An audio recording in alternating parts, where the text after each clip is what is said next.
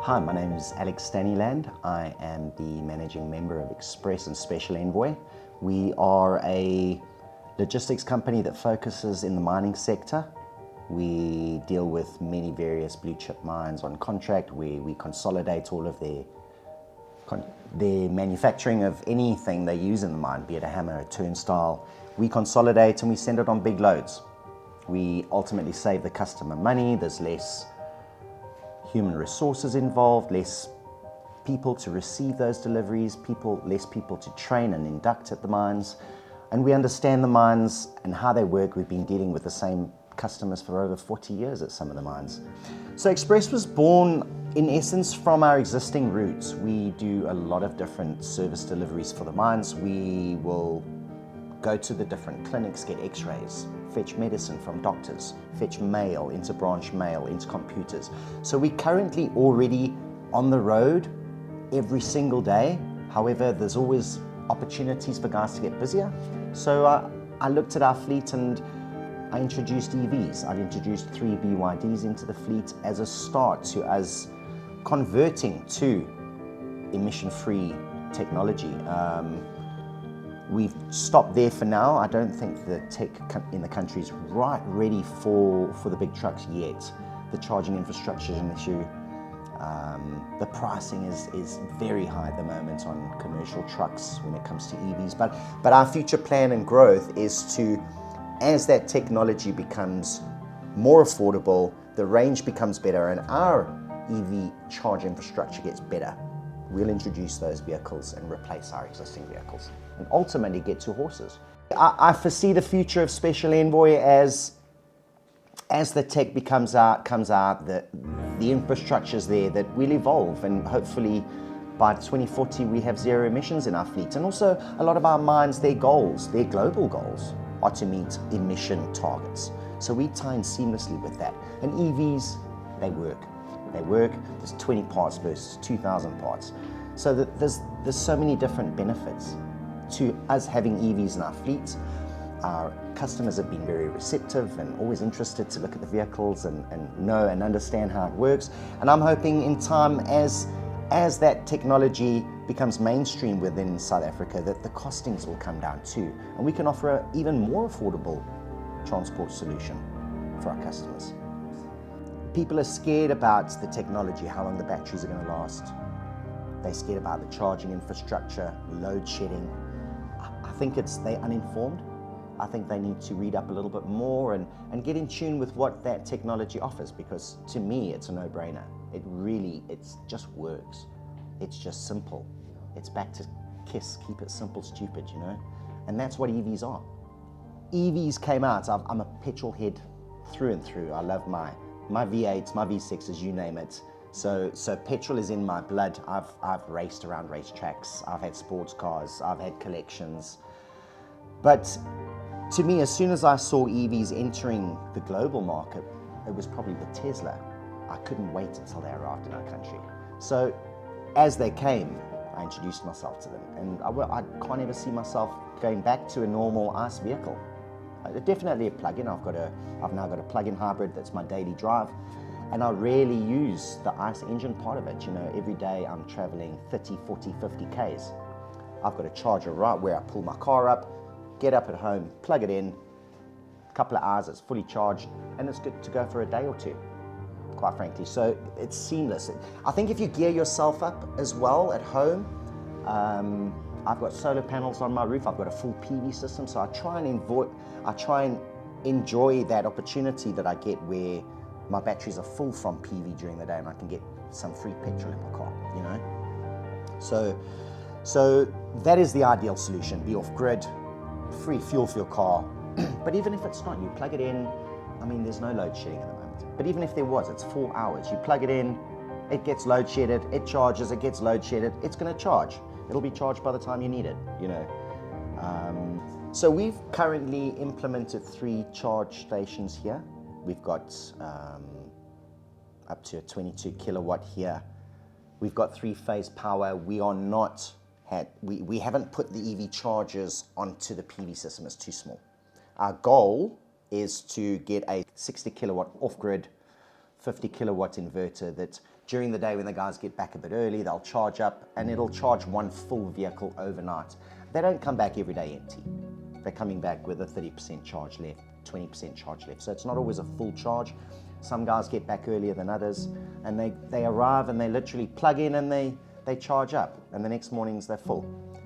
The PV system's too small. That really just runs our office for now, but there is a plan in motion and finance is already at the bank to get a total off-grid, 3-phase high voltage battery solution. The goal, it's costly. I mean, that's a 600,000 rand system we're talking about.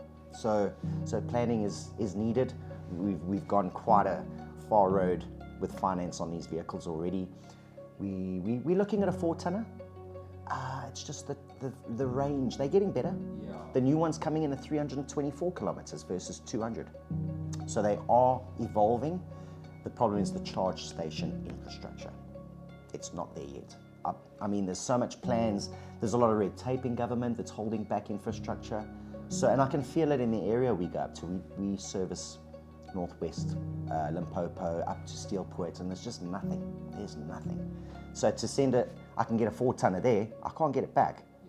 You know, so when that time is there, it's coming, it's a rollout, and hopefully when that comes, we'll be adopting that technology to put it in our fleet. We are the first EV courier in the country. You know, there's others that are doing their own deliveries, but we outsource, so you pay us, we deliver your goods. We are the only EV delivery vehicle service in the country. We hope to expand to the different regions, Durban, Cape Town. We're opening up the Nelspruit route as we speak now. So as we get mining customers, we open those routes because we're going there every day. We need to open a route that's got that daily up and down, or it's not cost viable, you know, to get into the market because they've got it. So it's those return loads as well that matter. My name is Rishman Fwale. I'm from Eastern Cape, Tata. I've been working with Special Envoy for more than 20 years now. Then my first car to drive here at Special Envoy was Isuzu, which is my first car I started driving here.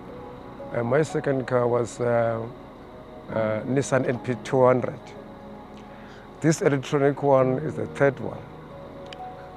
My favorite one now is this electronic one, because it's totally different with those one I was used to drive.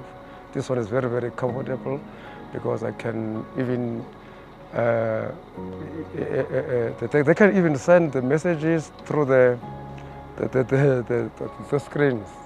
So this one is very, very comfortable. So what I'm working with every day with this car, I'm doing the mines at Mpumalanga province.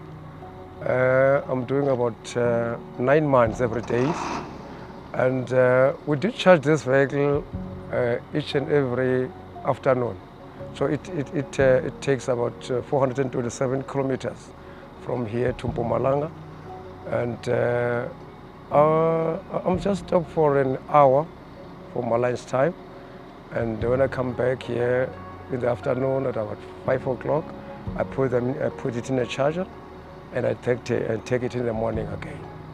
So it's very nice. And the very important, which I like too much, is that's because I think most of the clients are very, very happy to see this vehicle, because everywhere when I'm going, they say, where's your boss? Where did you get this car?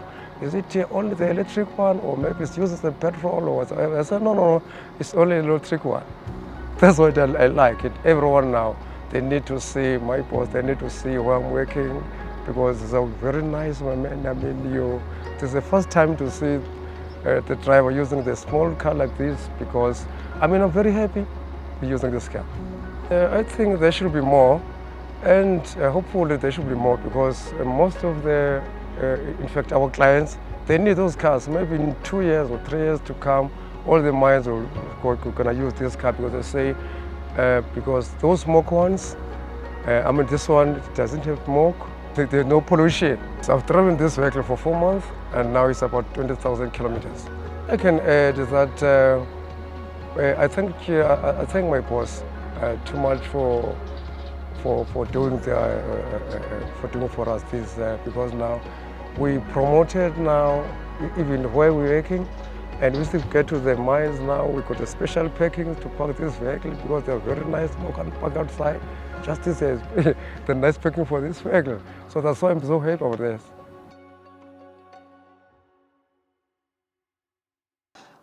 I've always been known amongst my friends as the gadget man. If you need something fixed in your house, you call Alex, he comes and he sorts it out. He'll connect up your hi-fi, your DSTV decoder. So I've always loved technology. I've always enjoyed getting new technology. I've been an early adapter my whole life. I got introduced to a smart switch years ago. And I thought, let me try this thing. And it was the easiest thing, cutting a cable and putting a smart switch in. And I've now got a smart lamp. And it blew my mind that it was so accessible and so easy to put in, yet no one knows this. I wanted a smart home to be as easy and as accessible that my mother would understand it. And that's where mother came from. And if I get my mom to be able to understand this technology, my job's accomplished. And I'm almost there. She can play with smart lights now. She sits on her phone and so half the job's achieved. But yeah, mother's really, it's a website that not only sells goods, it educates. It gives you the understanding. We've got a portal on there that you can go in and drop down what size your home is, and it'll populate a shopping basket for you with the different types of switches you may need in your home, be it a light bulb, be it a geyser switch, a motion sensor, a door contact, part of an alarm system. And this is all peel off, stick on the wall, pair on your phone. It's easy. Knowing what I know with having my own EVs, my research from the beginning of EVs coming into mainstream market, the understanding of a smart home, it integrates quite well. You know, I mean, you've now got inverters that speak to the EV chargers that switch off things in your home when you're charging your car so you don't overload your power. So they really do tie in, and I see an EV as almost an extension of your home. I mean, you come home at night, it's plugging into the heart of your home, you're disconnecting and you're going out and you're getting back. So really, it is part and parcel of a home and of a business. It's 6 and 2 3s, you know. It works harmoniously, it's seamless, it's user-friendly. I mean, in terms of the EVs, the guys now have iPads. We're on a big courier system where the guys, everything's wireless. There's no more forms to fill in and sign. I've given the guys and the tablets tie up to the dashboard of EVs. So they get the routes on their tablets, which mirrors through to Android Auto, and the guys are driving with their cruising aircon blowing in their face, and they know exactly where to go. They drive in comfort, they're happy drivers, they enjoy working for the company because I look after them, they get looked after. They are the face of Special Envoy and Express, you know. I believe they are the biggest assets to this business. Staff always, they get looked after, they're presentable, they're dressed neat. They've got these fancy EVs now, they're pulling in there like slick ninjas. And yeah, so I believe we've got the recipe right to get something. We're running 99 Rand overnight parcels, no matter where in our route, it's overnight. We fetch it one day, we deliver it the next. And we try to maintain that, and once we've opened up Nelspruit in Cape Town, those will be implemented there too. 99 Rand overnight there too. And we'll have EVs running around those CBDs and dropping off. So we've had our EVs in the fleet for about 3-4 months. We've already been through the first services of 20,000 K, so we really are putting them through their paces.